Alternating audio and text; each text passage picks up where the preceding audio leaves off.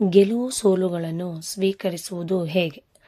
ಅವಕಾಶಗಳ ಬಗ್ಗೆ ಕಾತುರದಿಂದ ಇರುವ ಯುವ ಜನಾಂಗಕ್ಕೆ, ತಮ್ಮ ಹಣೆಬರಹ ಬದಲಾಗಬೇಕು ಎಂದು ಬಯಸುವ ನಿರುದ್ಯೋಗಿಗಳಿಗೆ, ಬದುಕಿನಲ್ಲಿ ಸ್ಥಿರಗೊಳ್ಳಬೇಕು ಎಂದು ಆಶಿಸುತ್ತಿರುವ ಯುವಕರಿಗೆ ಈಗ ಶುಭ ಸಮಯ ಹುಡುಕಿಕೊಂಡು ಬಂದಿದೆ.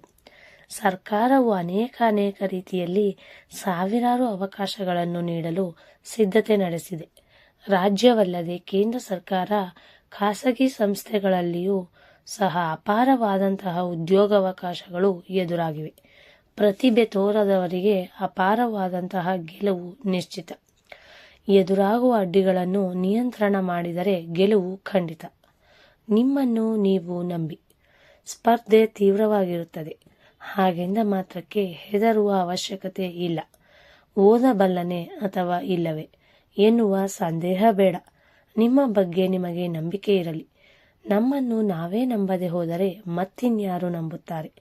ಒಂದೊಂದು ಬಲಹೀನತೆಯನ್ನು ನಿಯಂತ್ರಿಸಿಕೊಂಡು ಮುಂದೆ ಸಾಗಿ. ಬದುಕಿನಲ್ಲಿ ಇದಕ್ಕೂ ಮುನ್ನ ಸಾಧಿಸಿದ ಗೆಲುವುಗಳನ್ನು ಮನನ ಮಾಡಿಕೊಳ್ಳಿ. ವಿಜೇತರು ನಮ್ಮ ಪಕ್ಕ ಮತ್ತು ಜೊತೆಯಲ್ಲಿಯೇ ಇರುತ್ತಾರೆ. ಅವರಲ್ಲಿ 10ನೇ ತರಗತಿ ಫೇಲ್ ಆದವರು, ಕಾಲೇಜು ಮೆಟ್ಟಿಲು ಹತ್ತದವರು ಸಹಿತ ಇರುತ್ತಾರೆ. ಮದುವೆಯಾಗಿ ಮಕ್ಕಳಾದ ನಂತರವೂ ಗೆದ್ದವರು ಕಂಡುಬರುತ್ತಾರೆ. ಅವರಿಗೆ ಹೋಲಿಸಿದರೆ ನೀವು ಯಾವುದರಲ್ಲಿ ಕಡಿಮೆ ಇದ್ದೀರಿ? ಕನಸಿನಲ್ಲಿ ತೇಲಿ. ಸರ್ಕಾರಿ ಉದ್ಯೋಗ ದೊರೆತರೆ ಸಂಬಳದ ಕೊರತೆ ಇರದು. ಬದುಕಿರುವಷ್ಟು ಕಾಲ ಭರವಸೆ ಇದ್ದೇ ಇರುತ್ತದೆ. ಸಮಾಜದಲ್ಲಿ ತುಂಬ ಗೌರವ, ಉತ್ತಮ ಅಂಕ ಗಳಿಸಿ ಬ್ಯಾಂಕ್ ಬಂದರೆ ಮೀಡಿಯಾದಲ್ಲಿ ಹೊಗಳಿಕೆಯ ಸುರಿಮಳೆ ಆಕಾಶಕ್ಕೇರಿಸಿ ಬಿಡುತ್ತಾರೆ. ನಿಮ್ಮನ್ನು ಸೆಲೆಬ್ರಿಟಿಯಂತೆ ಕಾಣುತ್ತಾರೆ. ಬದುಕು ಸಂಪೂರ್ಣವಾಗಿ ಬದಲಾಗುತ್ತದೆ. ಹೊಸ ಸೌಲಭ್ಯಗಳನ್ನು ನಿಮ್ಮದಾಗಿಸಿಕೊಳ್ಳುತ್ತೀರಿ.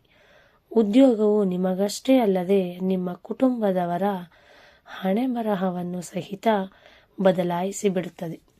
ಇವೆಲ್ಲವನ್ನು ಒಮ್ಮೆ ಊಹಿಸಿಕೊಳ್ಳಿ.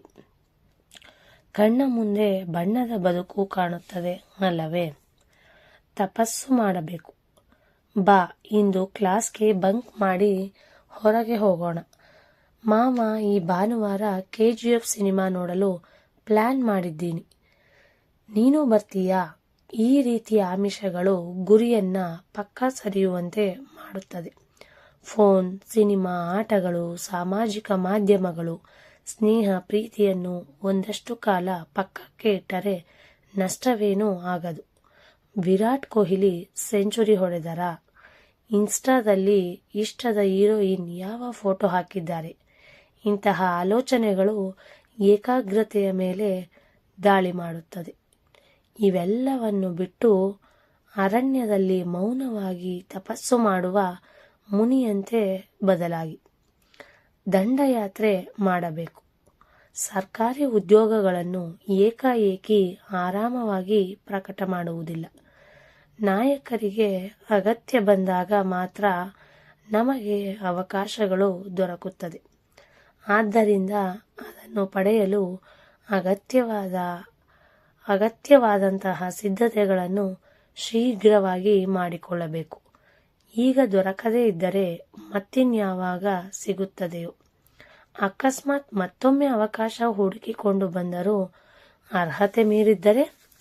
ಆದ್ದರಿಂದ ಇದೇ ಕೊನೆಯ ಅವಕಾಶ ಎಂದು ಗಂಭೀರವಾಗಿ ಪರಿಗಣಿಸಿ ದಂಡಯಾತ್ರೆ ಮಾಡಬೇಕು. ಪ್ರಕಟಿಸಿದಾಗ ನೋಡೋಣವೆಂದೋ, ನಾಳೆಯಿಂದ ಸಿದ್ಧತೆ ನಡೆಸಿದರಾಯಿತು ಎಂದು ಕಾಲ ದೂಕುತ್ತಾ ಸಾಗಿದರೆ ಆಗ ಪುಣ್ಯಕಾಲವು ಕಳೆದೇ ಹೋಗುತ್ತದೆ. ಜಾಗ್ರತೆ. ಅರ್ಧ ಗೆದ್ದಂತೆ. ಎಷ್ಟೇ ಪ್ರತಿಭಾವಂತರಾಗಿದ್ದರೂ ಸೂಕ್ತವಾದಂತಹ ಯೋಜನೆ ಇಲ್ಲದೆ ಹೋದರೆ ಯಶಸ್ಸು ಸಹಿತ ಮರೀಚಿಕೆ ಆಗಿಬಿಡುತ್ತದೆ. ನಮಗಿರುವ ಸಮಯವೆಷ್ಟು? ಸಬ್ಜೆಕ್ಟ್ಗಳು ಎಷ್ಟು? ಯಾವುದಕ್ಕೆ ಎಷ್ಟು ಸಮಯ ಮೀಸಲಿಡಬೇಕು? ಇವೆಲ್ಲವೂ ಸರಿಯಾಗಿದ್ದರೆ ಮಾತ್ರ ಕೆಲಸವು ಸುಗಮವಾಗಿ ಸಾಗುತ್ತದೆ. ಅಗತ್ಯವಿದ್ದರೆ ಸೀನಿಯರ್ಸ್ಗಳು, ಗತ ವಿಜೇತರ ಸಲಹೆಗಳನ್ನು ಸಹಿತ ಪಡೆದುಕೊಳ್ಳಬಹುದು. ಯೋಜನೆ ಚೆನ್ನಾಗಿದ್ದರೆ ಅರ್ಧದಷ್ಟು ಗೆಲುವು ಸಾಧಿಸಿದಂತೆ ಎಂದಿದ್ದಾರೆ ತಜ್ಞರು. ಗುರಿಯನ್ನು ಖುಷಿಯಾಗಿ ನಿರಾಳವಾಗಿ ಸೇರಲು ಪ್ರಯತ್ನ ಪಡಬೇಕೇ ವಿನಃ ಭಾರವೆಂದು ಕಷ್ಟಕರವೆಂದು ನಿಶ್ಚಯ ಮಾಡಿಕೊಂಡರೆ ತಲುಪಬೇಕಾದ ಗಮ್ಯದತ್ತ ಸಾಗಲಾರೆವು. ನಾವು ಎಷ್ಟು ಗಂಟೆಗಳು ಎನ್ನುವುದಕ್ಕಿಂತ ಎಷ್ಟೊಂದು ಪ್ರೀತಿಯಿಂದ ಓದುತ್ತೇವೆ ಎನ್ನುವುದು ಬಹಳ ಮುಖ್ಯ. ಹಿಟ್ ಸೂತ್ರ ಅನುಸರಿಸಿ. ಉದ್ಯೋಗ ಗಳಿಸಲು ಭಾಗಶಃ ಎಲ್ಲರೂ ಒಂದೇ ಬಗೆಯ ಪುಸ್ತಕವನ್ನು ಓದುತ್ತಾರೆ.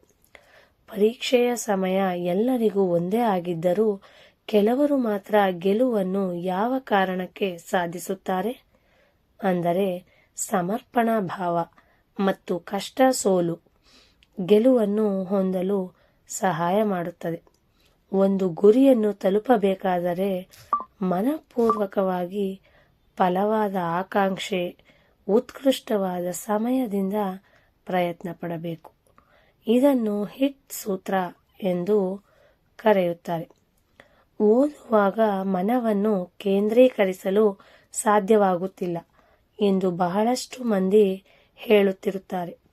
ಮನವು ಶರೀರವನ್ನು ನಿಯಂತ್ರಿಸುತ್ತದೆ ಎನ್ನುವುದು ವಾಸ್ತವವಾದರೂ ಸಹಿತ ಒಂದೇ ಕಡೆ ಕುಳಿತುಕೊಂಡರೆ ಆಗ ಮನಸ್ಸು ಸಹಿತ ಅಧೀನಕ್ಕೆ ಬರುತ್ತದೆ. ನಮಗೆ ಗೆಲುವು ಸೋಲನ್ನು ತಂದುಕೊಡುವುದೇ ನಮ್ಮ ಆಲೋಚನೆಗಳು. ನಾವು ನೀರಿನಲ್ಲಿ ಮುಳುಗುತ್ತಿರುವಾಗ ಸಂಬಂಧಗಳು, ವಿರೋಧಗಳು ಯಾವುದು ನೆನಪಿಗೆ ಬರದು. ಗಮನ ಉಸಿರಾಡುವುದರತ್ತಲೇ ಇರುತ್ತದೆ. ಅದೇ ರೀತಿ ಗೆಲ್ಲಬೇಕೆನ್ನುವ ಪ್ರತಿಕ್ಷಣವು ದಹಿಸುತ್ತಿರಬೇಕು. ಇದೊಂದು ನಿರಂತರ ಪ್ರಯಾಣ.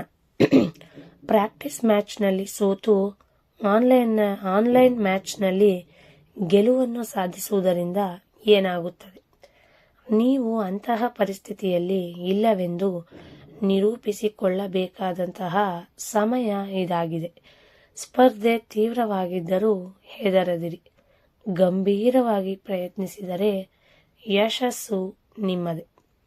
ನನ್ನ ಕೈಲಿ ಆಗದು ಎನ್ನುವಂತಹ ಅಪನಂಬಿಕೆಗೆ ಹೋದನ್ನು ಒಂದು ಕೆಲಸ ಎಂದು ತಿಳಿಯದೆ ಅದನ್ನು ಬದುಕಿನ ಭಾಗವನ್ನಾಗಿ ಮಾಡಿಕೊಂಡು ಮನವನ್ನು ಅಡ್ಡದಾರಿ ಹಿಡಿಸಲು ಪ್ರಯತ್ನಿಸುವಂತಹ ಅಂಶಗಳನ್ನು ಪಕ್ಕಕ್ಕೆ ಇಡಬೇಕು.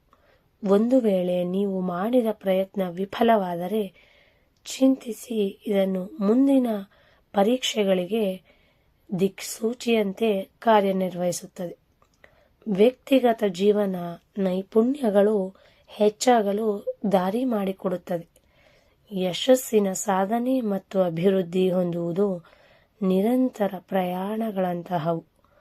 ಧನ್ಯವಾದಗಳು.